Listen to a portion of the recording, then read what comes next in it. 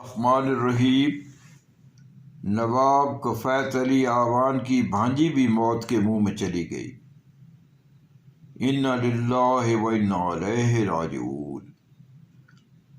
آج انہیں بھی ہزاروں سوگواران کی چشم پرنم کے ساتھ سپرد خاک کر دیا گیا۔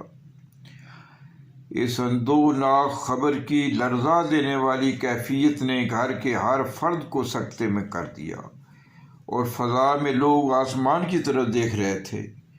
مدینہ منورہ سے ڈاکٹر خالد عباس الاسدی نے اپنی لرزتی ہوئی آواز میں تعزیتی پیغام کفایت عوام سے اظہار افسوس کرتے ہوئے کہا کہ مدینہ منورہ کی فضائیں بھی سوگوار ہو گئی ہیں اور یہاں مدینہ منورہ میں موجود لوگوں نے مرحومین کے ایصال ثواب کے لیے دعا کی ہے اور محترمہ قدسیہ مرزا بدستور حالت دعا میں ہیں۔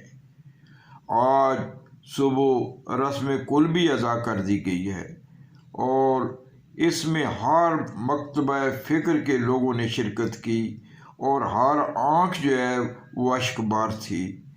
اور اس سلسلے میں بہت تکلیف دہ بات یہ ہے کہ کفایت عوام صاحب صبر اور شکر کے کلمات انہوں نے حرز جاں بنا لیے ہیں۔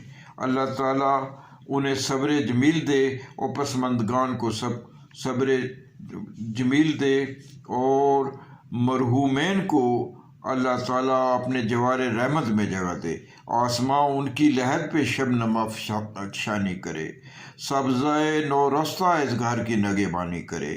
منشا قاضی، حسب منشا، یوٹیوب، لاہور۔